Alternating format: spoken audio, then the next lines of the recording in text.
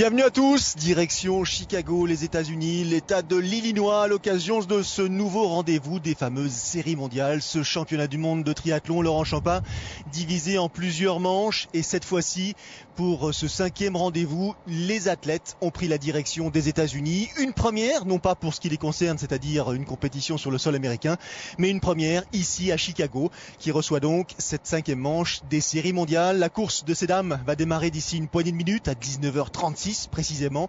La course de ces messieurs aura lieu demain et elle sera bien sûr en direct également sur notre antenne à 23h. Laurent, c'est une bonne nouvelle cette étape. Quelle chance d'avoir deux directs, effectivement. Et vous le disiez, Vincent, Chicago, qui n'est pas la première WTS accueillie sur le sol américain, puisqu'il y a eu San Diego par 2 fois.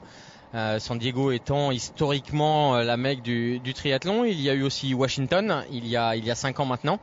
Et là, c'est presque un test aussi pour Chicago, puisque l'année prochaine, ils ont signé aussi, mais cette fois pour accueillir la grande finale. Effectivement, la fameuse finale qui sera donc la conclusion de cette saison de triathlon. Pour l'instant, nous sommes en 2014 et nous vous faisons un petit récapitulatif des différentes étapes qui ont été courues jusqu'à présent et qui nous amènent donc à vivre ensemble ce 5e rendez-vous de la saison ici à Chicago. Un format un format olympique en l'occurrence, donc 1500 mètres de natation, 40 km à vélo et 10 km à pied, un format qui va forcément solliciter énormément les organismes. Il fait assez chaud, très humide, et un parcours, Laurent, notamment pour ce qui concerne le tracé du parcours cycliste qui est en jaune sous nos yeux, qui va susciter pas mal de relances et donc multiplier les initiatives et les prises de risques. Ah oui, c'est clair, on voit 2 boucles en natation, 8 en vélo, donc un parcours de 5 km avec, on l'a vu, beaucoup d'allers-retours, donc beaucoup de virages à 180 degrés. C'est à peu près la même chose à pied, mais en tout cas, un circuit très visuel, on l'a vu, très centré, avec ce grand rond-point qui va être le demi-tour, qui sera le départ vélo et le départ course à pied aussi. Voilà, et donc très très visuel pour les spectateurs, mais c'est vrai, très technique avec énormément de relance, même si on l'a vu, le parcours d'une platitude absolue. En termes de dénivelé, pas en termes d'intérêt, bien sûr. Cette fontaine, vous allez la voir de manière très régulière et pour cause. Buckingham Fountain, c'est je dirais presque la signature de la ville de Chicago pour ce qui concerne le plan architectural et je dirais artistique. Une fontaine qui date du début du XXe siècle, inaugurée en 1927, on va en profiter un petit peu, et qui s'inspire bien sûr de celle existant dans le parc de Versailles, le fameux parterre de Latone. Donc voilà. Oh, quelle jolie page d'histoire, mon cher Vincent. Alors on attaque avec ces dames. Soldier Field, on l'a vu, Butterfield, il y a beaucoup d'endroits historique. On reviendra effectivement sur ces différents endroits pendant le reportage. Elles se préparent, ce sont les compétitrices de cette fameuse série mondiale disputée ici à Chicago, des compétitrices qui sont 52 au départ, Laurent, et vous le voyez, vous l'avez remarqué très vite, sans combinaison. Ah oui, ça saute aux yeux. C'est au moins même quand on est un non spécialiste, on s'aperçoit effectivement qu'il n'y a pas de combinaison. Vous l'avez dit, Vincent, une température tout à fait intéressante. Idem pour la natation. Et 52 compétitrices avec, on l'a vu, le dossard numéro 1, une grande favorite. Alors elles sont une petite dizaine qui sont classées dans les 20-25 premières, donc une densité relative, mais toujours pour Gwen Jorgensen, eh bien c'est une course à domicile et elle est l'archi favorite vu ses dernières prestations notamment. Ça aura évidemment une importance pour l'américaine qui courra devant les siens. Allez, le départ dans une poignée de secondes. Regardez, la natation n'est pas si facile que ça parce que le lac Michigan est quand même relativement agité. On a beau être dans un lac, c'est quasiment une mer intérieure, ça va être un peu rock'n'roll. Alors elle se prépare, elle se relève, un petit peu devant. Vous avez vu, Gwen Jorgensen a mis une petite cagoule, elle a l'habitude. Gwen Jorgensen, c'est la 5e personne en partant de la gauche de la quille, femme très longiligne. Allez.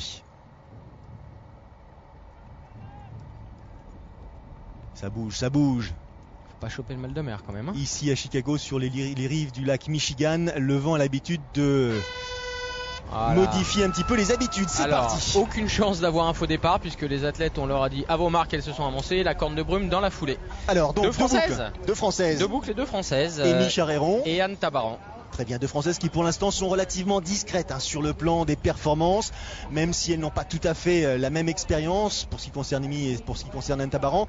Il n'empêche qu'elles font en l'occurrence l'effort de poursuivre cette, cette lutte, ou du moins cet apprentissage pour ce qui concerne Anne Tabaran, et puis Amy essaye de retrouver son meilleur niveau, celui qu'elle nous avait prouvé ou montré il y a quelques saisons déjà. Bien sûr, mais j'ai eu la chance d'avoir Franck Bignet, le DTN, hier au téléphone, et qui me disait qu'Amy à l'entraînement fait des perfs tout à fait intéressantes, avec des chronos tout à fait intéressants. Il en est exactement de même pour Anne, puisque les entraîneurs nationaux ont des batteries de tests qui prouvent qu'elles sont en forme et qu'elles sont tout à fait efficientes. Maintenant, il faut le prouver en course. Il y a des tactiques de course, il y a des conditions particulières, et là on vous avait dit que ça allait bouger un petit peu, ça bouge pas mal. Température de l'eau 19,2. C'est limite, hein. Ah oui, pour la natation sans combi, c'est juste. Elles auraient pu porter la combinaison, elles auraient pu être effectivement autorisées à le faire. En tout cas, ouais. Alors, 27 degrés dehors, donc ça veut dire quand elles vont sortir de l'eau, c'est pas comme s'il faisait 12 degrés. Quelques détails concernant quand même cette position, c'est-à-dire cette situation géographique ici à Chicago, sur les rives encore une fois du lac Michigan, donc une véritable mer intérieure. Vous le disiez Laurent, il y a énormément de vent qui souffle en l'occurrence sur les rives du lac Michigan et qui ont pour habitude de proposer effectivement des plans d'eau pas tout à fait, je dirais, lisses. Et là on peut le vérifier.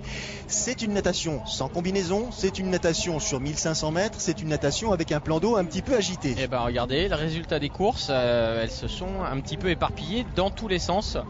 Et on a vu sur la tête de course qui était à gauche là, l'obligation de relever la tête, d'être au bon moment pour pouvoir faire son orientation. Donc une natation très très très compliquée qui va, à mon avis, créer des écarts.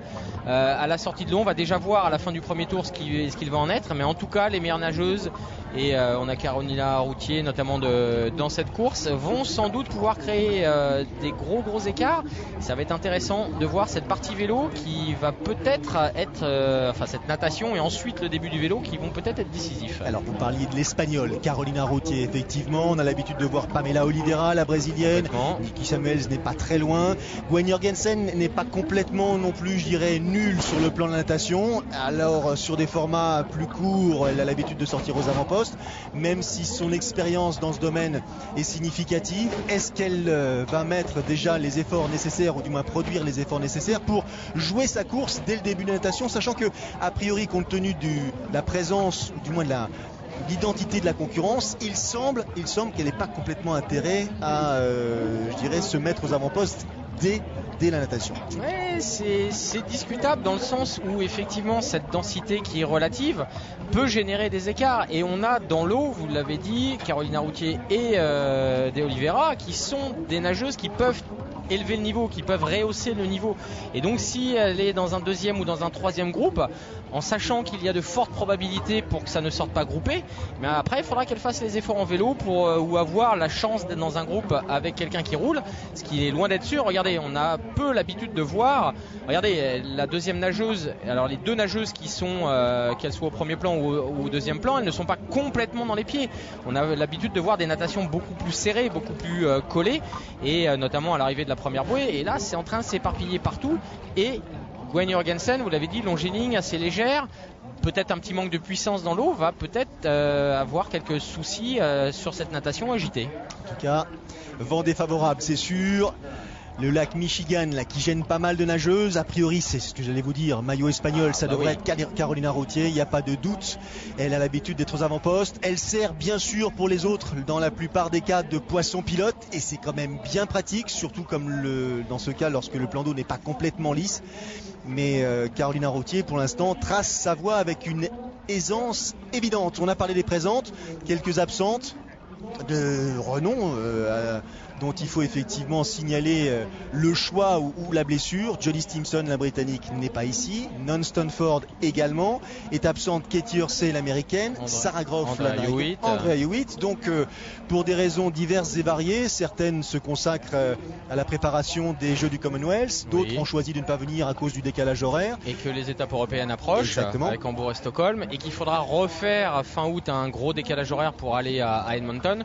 Donc après c'est ce qu'on dit souvent, hein, c'est l'ensemble d'une saison, et cette saison on la gère en fonction des aléas inhérents à la saison. Vous l'avez dit, pour certaines peut-être une petite baisse de forme ou une petite blessure, et pour d'autres c'est juste un plan sur la saison en se disant je fais l'impasse sur telle ou telle course parce que je refais un cycle d'entraînement, parce que je m'évite un décalage horaire, et pour toutes ces raisons, c'est d'ailleurs comme ça qu'on construit une saison de haut niveau. Allez, on va essayer de vous donner l'identité des nageuses, en plus bien sûr de Carolina Routier qui est en tête pour l'instant de la natation. Sur la brésilienne aussi. Hein. Alors, il devrait peut-être y avoir aussi Pamela de Oliveira, c'est sûr. Ouais. Peut-être Jenkins. Ellen Jenkins, la Britannique, qui n'est pas comme ses compatriotes absente, mais bien ici. Ellen Jenkins qui revient de blessure, qui se reconstruit blanche, en quelque sorte, et donc qui a besoin effectivement de quelques repères supplémentaires pour bâtir la suite de sa saison. Je pense qu'on va avoir aussi des japonaises. Sans doute Ayueda. Et Yuri Ide, qui ont l'habitude de sortir bien placées de l'eau,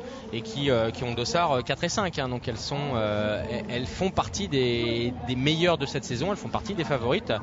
Vous avez cité Nikki Samuels, on pourrait aussi parler d'Emma Moffat, tout à fait, l'Australienne, qui est là, et on connaît la qualité natatoire des Australiennes dans des conditions un petit peu difficiles. Alors il y a une athlète dont on parle, peut-être moins que les autres pour l'instant, mais qui progressivement s'affiche au premier plan, c'est la Belge, Claire Michel. On commence à apercevoir, alors qu'il y a des aisances évidentes en natation par son passé effectivement familial, qui a une certaine forme d'aisance en course à pied parce qu'elle court particulièrement vite, et qui s'affiche, qui sait effectivement tirer son épingle du jeu. Est-ce que sur ce format olympique, elle aura les ressources et l'expérience nécessaires pour aller titiller les meilleurs? On pourra pour l'instant le voir. Emma Moffat, dont on parlait à l'instant, l'Australienne, et ça, pas que c'est pas compliqué. Emma Moffat, elle n'est pas la première venue, et là on a l'impression qu'elle se bat, hein, quand même. Oui, mais la natation est pas simple, et certains nageurs, même de très très bons qualifs, peuvent être gênés par ces conditions de natation particulières. On n'est pas en piscine, il faut avoir l'habitude de nager dans des conditions, on va dire, de houle, j'allais dire houleuse pour sans faire de mauvais jeu de mots, et c'est pas forcément, le style de natation ne s'adapte pas forcément à ces conditions. Vous voyez, Ellen Jenkins est là aussi. Par contre, le réalisateur ne nous a pas fait voir Gwen Jorgensen, qu'on va repérer avec son dossard 1. Je dirais qu'elle se situerait pour moi plutôt aux abords de la 8e, 10e place, parce que c'est pas du tout le style de natation qu'elle apprécie. Alors ça commence à évoluer là, ouais, le profil du groupe. Le deuxième tour va créer plus, le dernier 500 mètres va créer plus d'écart que le premier 1000. C'est toujours comme ça, et d'autant plus dans ce genre de situation, parce que avec une natation comme ça, dès qu'une nageuse va sortir des pieds, elle pourra pas revenir. Carolina Routier, nous dit le commentateur, bien sûr, elle a l'habitude de gérer devant.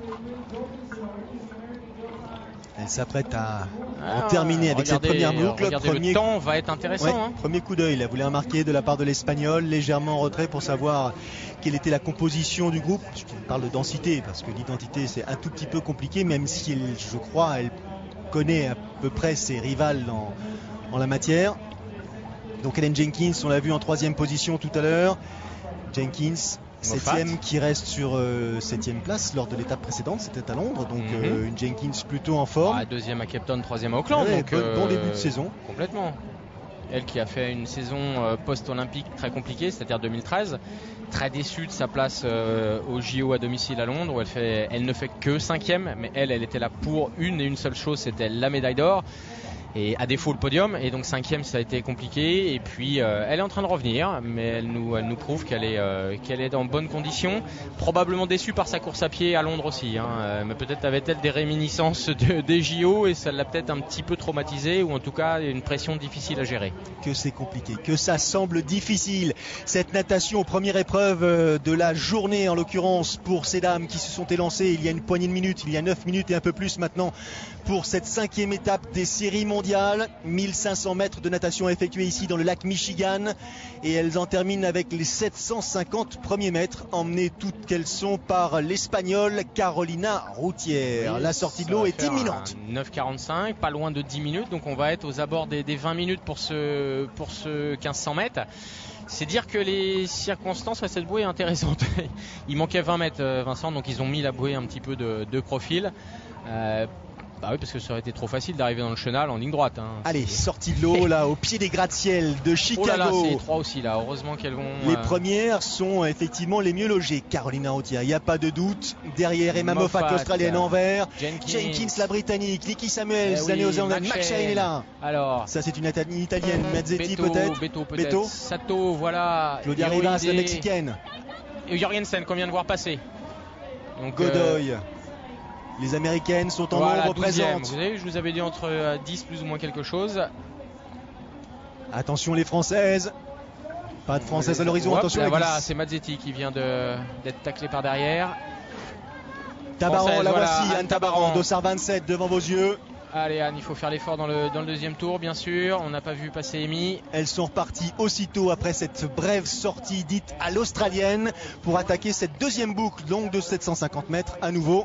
Et regardez cette arc de cercle. Ah, c'est difficile. Hein. Et oui, l'orientation dans ces conditions est primordiale, bien sûr, est primordiale et difficile. Et on a tendance à rentrer la tête dans les épaules et à suivre celle qui est devant. Et si celle qui est devant fait une orientation un petit peu aléatoire, et ben voilà, ça donne des petits arcs de cercle. Allez, on va les laisser progresser. Nous, pendant ce temps-là, on va marquer une première pause et on se retrouve dans une poignée de secondes.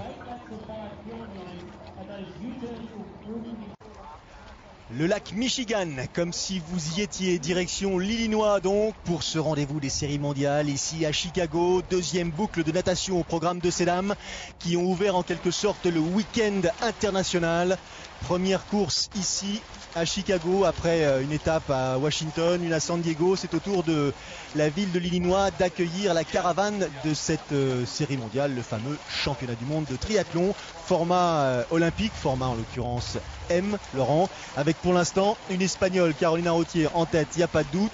Les principales favorites qui sont à peu près dans ses pieds et déjà une première rupture. Oui, voilà, une cassure et il y a une double cassure. C'est que Carolina Routier est seule devant maintenant avec 4-5 longueurs d'avance. Elle a fait exploser le paquet. Et c'est ce que je vous disais, c'est maintenant que la natation devient difficile pour celles qui se sont accrochées. Et là, l'orientation, c'est difficile, ça bouge de plus en plus. On a les bras qui chauffent, il faut ventiler. Et il y a de fortes chances qu'à la sortie de l'eau, il y ait vraiment de grosses cassures, bien plus que ce qu'on a vu au demi-tour, parce qu'elles étaient relativement groupées, certes en file indienne, mais relativement groupées.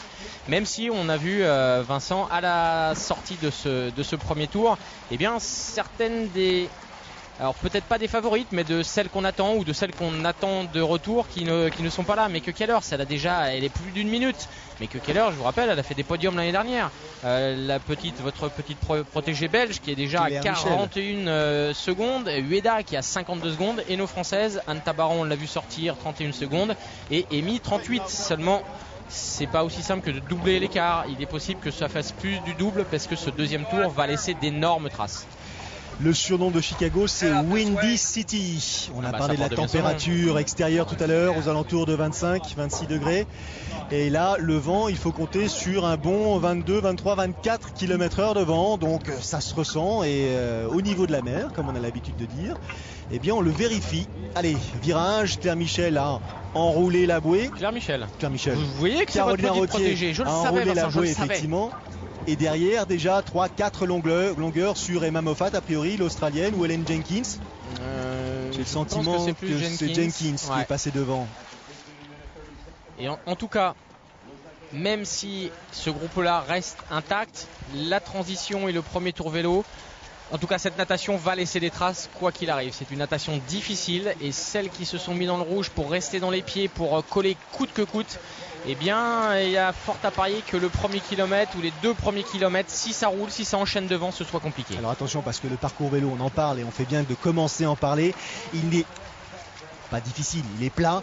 Il a juste 22 virages par tour. 22 virages à angle droit. C'est de la Formule 1 en fait. Ça veut dire que ça ne s'arrête jamais. Donc elles vont être, je dirais, dans la zone rouge en permanente. Et ils le seront eux, c'est-à-dire ces messieurs, demain dimanche. Donc un parcours qui va susciter effectivement pas mal de prises de risques. Il va falloir relancer, il va falloir surtout être attentive. Il va falloir relancer et on connaît les différences techniques et les qualités techniques très disparates dans les pelotons de triathlon. Et puis, ce qui dit demi-tour, dit on se croise. Donc on sait exactement où est la concurrence, qui est qui et quel est le laps de temps qui nous sépare soit de la tête, soit de ceux qui sont en train de revenir. Donc c'est une course qui va être d'un point de vue et d'un impact psychologique très très compliqué à gérer. Regardez, ça explose dans tous les sens. Routier tout seul devant. A priori c'est Jenkins en deuxième qui est sorti du groupe, mais presque naturellement. C'est-à-dire sans accélérer. Il n'y a pas eu d'accélération proprement dite. C'est juste, regardez, elles sont toutes en train de regarder, mais où je vais, qu'est-ce qui se passe? C'est une course par élimination en quelque sorte. Dès la natation, l'écart d'une bonne dizaine de mètres entre l'Espagnol et sans doute Ellen Jenkins, la Britannique. Derrière, on pense qu'il y a 2 longueurs au moins, peut-être 2 longueurs et demie avec les poursuivantes. Est-ce que ce ne serait pas Nikki Samuels? Alors si, c'est Nikki Samuels. C'est Nikki Bien Samuels. vu, Vincent. Et là c'est intéressant parce que Nikki a l'habitude de rouler. En vélo, évidemment, d'attaquer.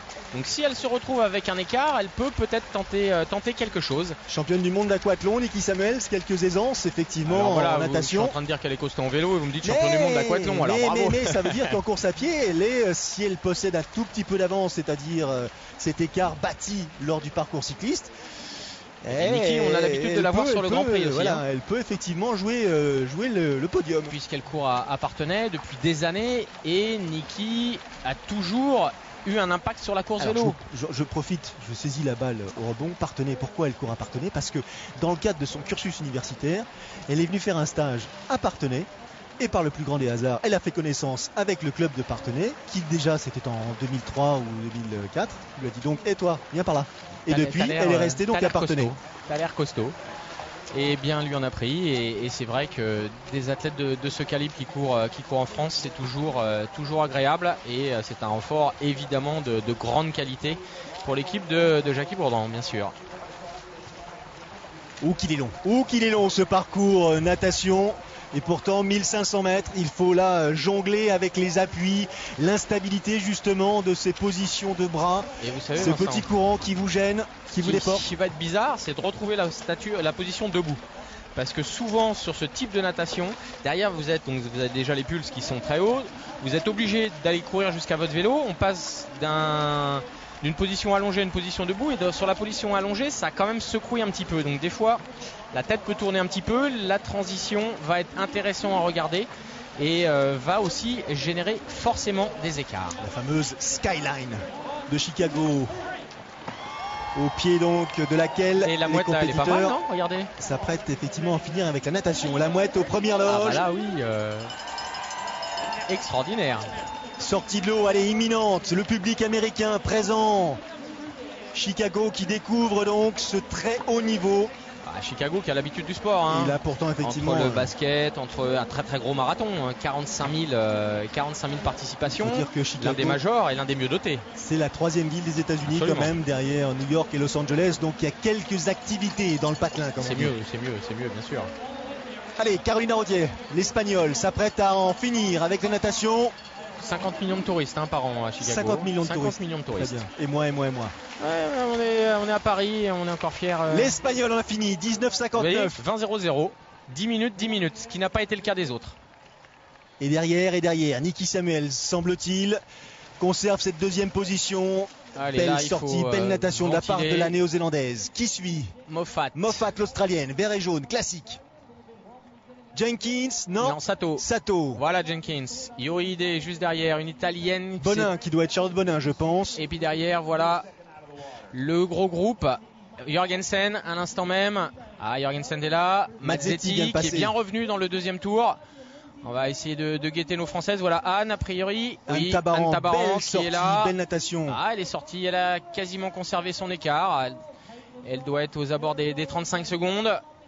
Allez, quel bel accueil de la part des organisateurs. Regardez cette aire de transition particulièrement confortable. Elle peut faire sa transition tranquille. Attention à ne pas commettre d'erreur, surtout bien poser là les affaires où elles doivent être positionnées. Bien rangées dans la boîte. Heureusement qu'ils ont coupé la circulation.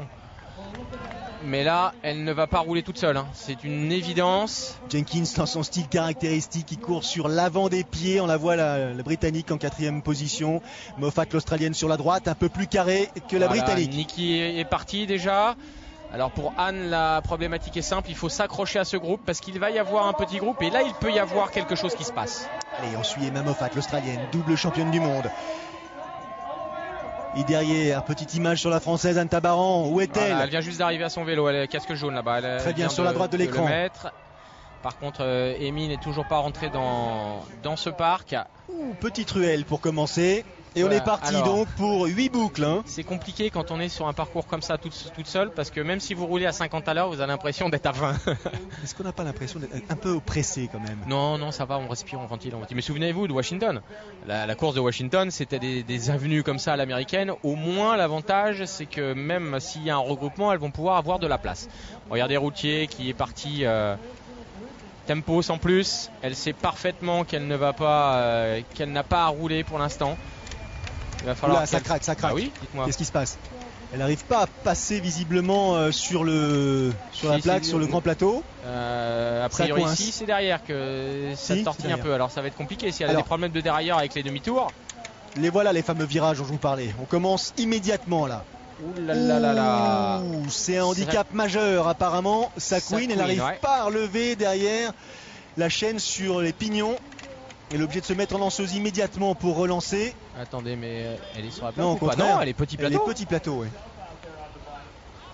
Pour l'instant, ça fait plus de bruit. Provisoire. Il faut souhaiter que ce soit définitif. Restez concentré, restez dans son effort. Elle a réussi pour l'instant à résoudre le premier problème. Le deuxième, c'est de rester à sa place. L'avantage, c'est qu'elle est tranquille devant. Parce que ça vous arrive quand il y a un paquet avec vous. Vous sautez des roues et on n'en parle plus. Là, elle a pu gérer sa transition tranquille. C'est au moins ça l'avantage.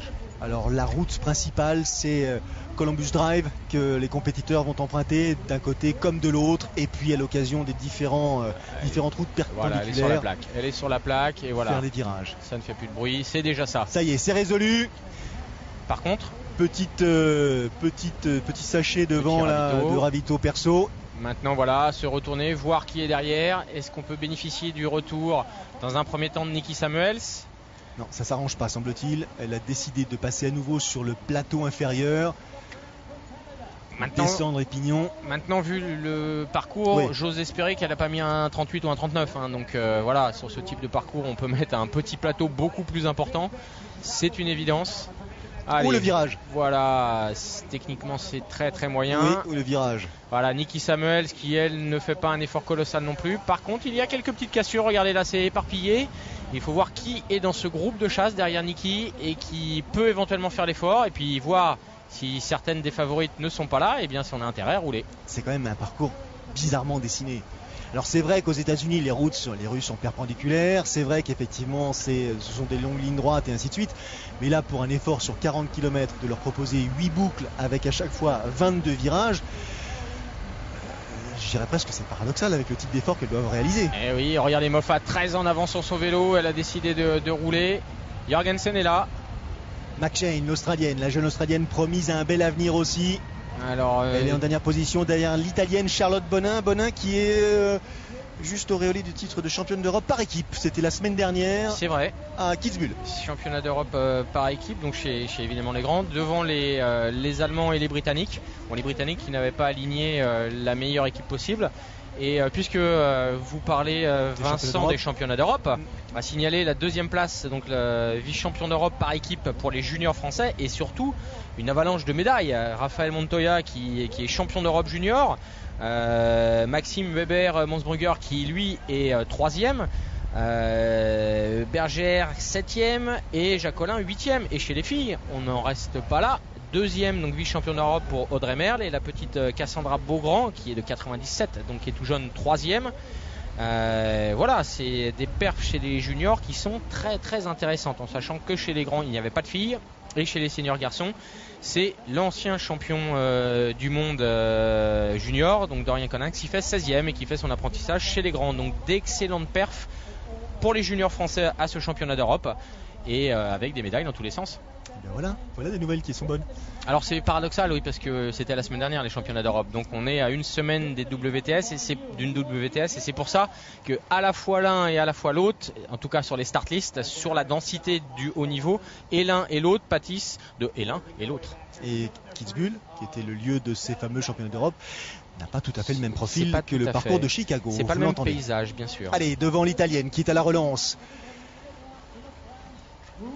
Est-ce que ça s'est un petit peu redistribué? Derrière, c'est le groupe de chasse, semble-t-il. Avec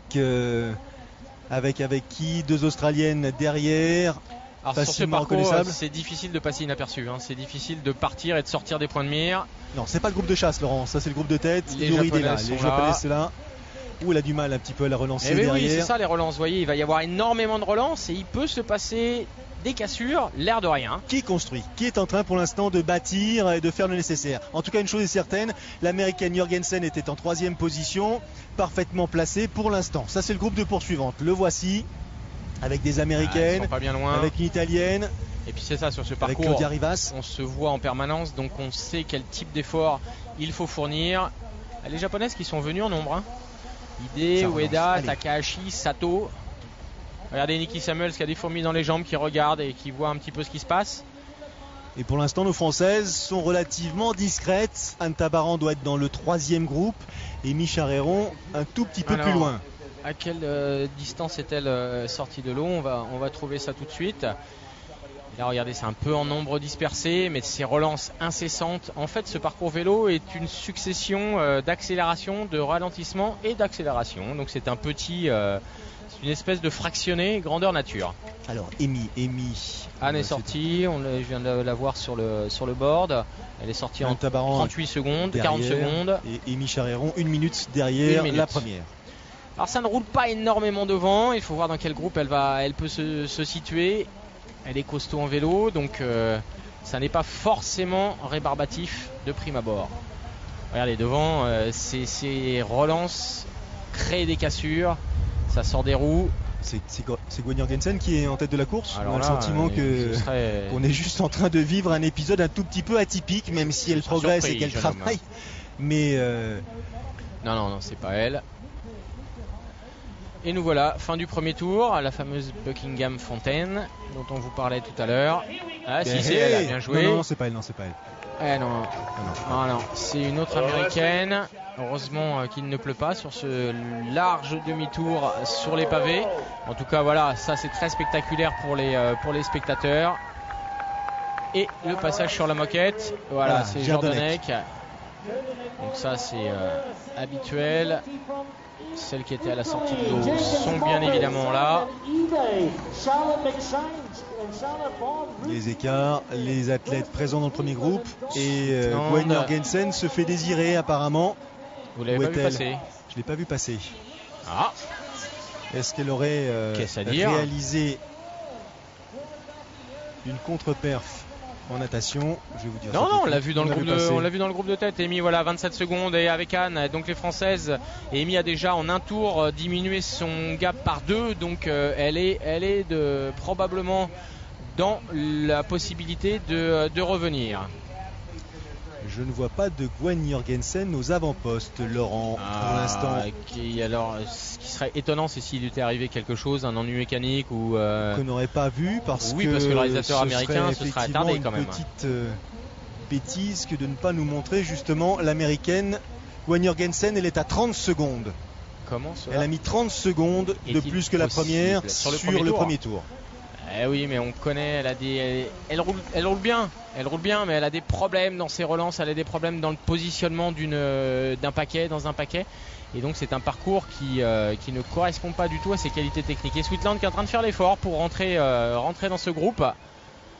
Kirsten Sweetland qui était sortie un petit peu plus loin de l'eau et qui va faire la jonction. Gwen Jorgensen qui était encore il y a quelques jours seulement en Espagne, du côté de Vitoria, Pays Basque espagnol, pour justement se perfectionner, travailler son cyclisme au sein de son groupe d'entraînement avec son ami, en l'occurrence Pat Michel, qui est cycliste professionnel, et pour pouvoir tenter d'animer ou participer à l'animation de ces parties cyclistes qu'elle a pour l'instant du mal à vivre, tant dans le positionnement que dans la relance, que dans l'anticipation. Alors vous voyez, voilà, là, très intéressant, c'est Helen Jenkins qui, sans faire quasiment d'effort, est en train de sortir tranquillement. Et elle a opté pour le guidon de triathlon. Elles sont assez nombreuses, notamment on a vu tout à l'heure le gros plan sur Carolina Routier qui ne le l'ont pas. Nous sommes quand même sur des routes américaines où ça peut être quand même léger. Voilà, il n'y a pas de boss, ça c'est une évidence, mais ça peut être intéressant. Dans le cadre d'une échappée, on part à 3 ou 4, ça peut être intéressant de prendre ses relais justement pour éviter de prendre trop le vent et d'être positionné correctement. Alors bien sûr, là, dans cette relance, ça ne sert à rien. La voici, Gwen Jorgensen. Regardez, elle est derrière dans la roue d'Anne Tabaran, elle est encore en dernière position. Et on va voir comment elle va prendre ce virage. C'est à se demander si elle n'est pas effrayée par la nature du tracé, par justement ces virages qui succèdent et par cette position qu'elle ne sait pas adopter. Oui, mais Vincent, elle est en même temps, oui, elle est numéro 1 mondial. En même temps, et le regardez le virage. Oui, c'est catastrophique. Mais en même temps, elle connaissait quand on fait un triathlon, on regarde le parcours, on regarde le schéma, et on se doute que quand il y a 256 virages, c'est compliqué quand on ne sait pas les prendre. En même temps, regardez, elle était dans la roue d'Anne Tabaran. Elle a sauté. Bah, c'est pas possible. Elle a sauté parce qu'elle doit être effectivement à la faveur de la relance, de ce virage en épingle à cheveux, incapable de saisir l'effort et en l'occurrence de rester dans la roue pour être protégée. C'est sûr, avec ce nombre de virages, quand on prend un nombre de fois incalculable le vent, c'est compliqué. C'est compliqué.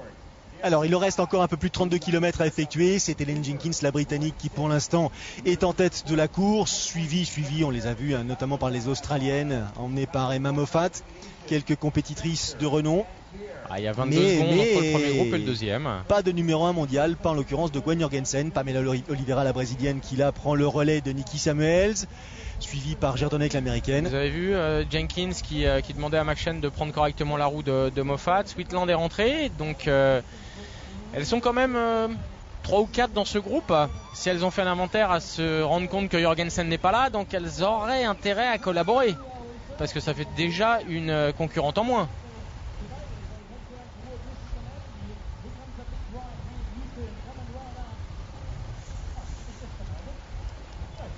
Les américaines, les japonaises, les italiennes, elles sont quelques-unes à pouvoir collaborer, éventuellement faire quelques petites. Elles roulent vraiment sur les œufs, sur des œufs. Imaginez une seconde ce parcours sous la pluie. Oui. Imaginez, on avait vécu ça, Laurent, une fois, c'était à Stockholm. Oui. Ça avait été véritablement du patinage artistique. Ouais, on se souvient d'une très belle chute de Stephen Justus sur le pont. Heureusement que la pluie n'a pas fait son apparition. Le vent, c'est bien, la température, ok, mais la pluie, je suis d'accord avec vous, Vincent. Maintenant, vu la ville, on peut imaginer de faire un tracé qui soit un petit peu moins compliqué. Alors ils avaient peut-être un plan B en cas de pluie, mais je suis pas sûr. Maintenant, je suppose aussi que, étant la 3e ville des États-Unis, Chicago, la circulation n'est pas forcément facile à fermer sur des kilomètres et des kilomètres. Maintenant, il est vrai que dans des conditions météo difficiles, eh bien, ce parcours a été une catastrophe ambulante. Ce sont les 25 ans de l'ITU cette année. Oui. Les 25 ans de la création de cette fédération. L'âge de raison. C'est-à-dire qu'à un moment donné, il faut aussi qu'ils fassent entendre leur voix, ne serait-ce que pour conseiller ou pour essayer de faire en sorte de faciliter le spectacle, donner le sentiment de pouvoir assister à une course dont on ne connaît pas forcément l'issue dès le premier tour. Parce que là, sincèrement, Laurent, les premières, elles sont bien, mais les autres derrière, il y a peu de chances, mine de rien, qu'elles reviennent sur le groupe de tête. Le deuxième groupe est à 20 secondes, donc pourquoi pas, elles se voient en permanence, donc c'est toujours la possibilité. Maintenant, le rythme est rompu en permanence. Donc on est sur une séance de fractionné.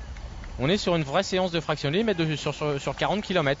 C'est-à-dire on ralentit, on accélère, on retrouve une vitesse moyenne, où on est obligé de boucher des trous des fois, et derrière, boum, ça repart. Donc voilà, c'est une succession, en fait, c'est un parcours vélo qu'on tronçonne, et pas sur lequel on s'installe pour faire un chrono, bien sûr.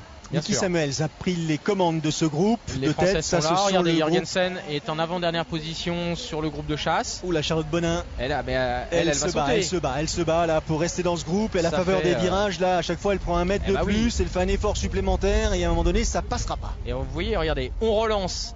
Donc on reprend de la vitesse. Derrière, on recolle dans les roues. On est à l'abri, donc on a le temps. On a vu Mazzetti qui avait le temps de boire, donc il faut ralentir et puis on arrive sur ce demi-tour et on enchaîne. Alors nous y voilà. C'est un joli manège. Buckingham Fountain pour la Xème fois, c'est loin d'être terminé et c'est tant mieux, le spectacle est assuré. Juste pour info, 133 jets alimente cette fontaine. J'ai quoi 133 jets. Des jets. Regardez comme c'est beau, cette association de la Buckingham Fountain et derrière des gratte-ciel et immeubles de la ville de Chicago. En même temps, s'ils sont inspirés de Versailles, Oui, il y en a certains qui ont des bons goûts. Hein. Oui, bah oui. Ceux qui, surtout le nôtre. Oui, absolument. Et les grandes eaux à Versailles, c'est quand même quelque chose. Alors, les écarts, les temps. Nikki Samuels, donc la néo-zélandaise, c'est une confirmation. Les japonaises sont là. Jenkins aussi, la brésilienne. 2 italiennes sont dans les roues effectivement de ce peloton. Et vous voyez, Switzerland est la seule du groupe de derrière à avoir fait l'effort. Elle est rentrée dans ce groupe. Elle passe même quasiment en tête sur l'attaque de ce nouveau tour. Et 29 secondes, on était à 22 tout à l'heure. Donc le groupe des Françaises est pointé une petite trentaine de secondes. Et Bonin qui à chaque fois se fait une petite relance. Alors elle aura fait une vraie séance de fractionné. Par contre après l'état des jambes pour la course à pied, je serais pas étonné qu'à la fin du parcours vélo elle ait sauté. C'est bien de voir la Canadienne Kirsten Switzerland là à la faveur de ce rendez-vous en tête, notamment parce qu'elle avait quand même pas mal disparu des calendriers, des classements pendant de longues années. Alors sans doute un petit peu essorée par ses premières saisons de triathlon, puisqu'elle était championne du monde, je crois, en 2006. Et qu'à 18 ans, elle faisait déjà des perfs parmi les grandes. Donc voilà. Donc elle a un petit peu de mal. Hein. C'est pas la seule Canadienne, on l'a déjà dit. Alors on va pas se moquer ni tirer des plans sur la comète par rapport aux Canadiens et aux techniciens canadiens, mais c'est aussi le cas pour la Finlay. Ça fait un petit moment qu'on ne l'a pas vu. Et les dernières fois qu'on l'a vu, on l'a vu en pleurs. Elles sont quand même quelques-unes canadiennes à avoir éclos tôt et disparu tôt pour revenir. Donc Swinton est en train, donc elle s'est reconstruite, elle est en train de faire un comeback intéressant. Elle a encore de longues années devant elle, hein, bien sûr. C'est ça aussi l'avantage d'avoir commencé jeune. Et Jorgensen, alors est-ce qu'elle va réussir à toucher les quilles, Jorgensen, à la faveur d'un virage? Regardez la relance là. Elle est déjà debout sur les pédales. Elle essaye de combler l'écart avec l'américaine qui est là juste pour l'emmener. Elle est juste là, Jones, pour favoriser le retour de Jorgensen sur le peloton. Mais je à un moment pense donné, qu'elle a du mal aussi, Jones. Et puis c'est pas la plus grande de toutes, donc pour ne pas prendre le vent, c'est tout bénef. C'est tout bénef pour Ellen Jenkins. Tout bénef, Jenkins, Moffat.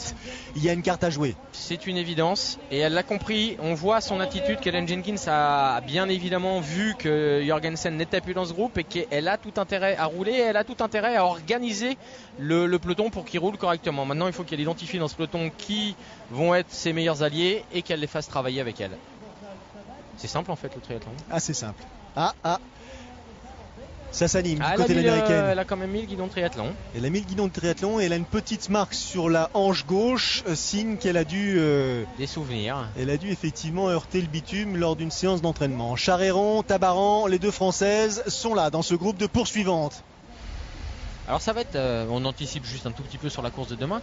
Je suis impatient de voir Polianski dans le paquet. Il va sortir devant de l'eau, bien sûr, et puis lui qui a l'habitude de traîner en dernière position des groupes, voir comment il va gérer ce vélo. Mais ça, on le verra demain soir. Elle s'accorde à merveille. L'Australienne, en avant, la regardez. Britannique, tout en puissance, et Moffat. On a l'impression que les genoux vont taper dans les coudes. Et elle ne laisse pas de place, justement, pour permettre à Jorgensen de revenir. Allez. L'avantage c'est que sur un parcours vélo comme ça, on pouvait avoir un plateau et 2 pignons. Hein. Celui pour relancer dans les virages et celui de la vitesse moyenne. Allez, on respire encore une fois. Petite page de pub. On se retrouve dans une poignée de secondes pour la suite de ce parcours cycliste ici à Chicago.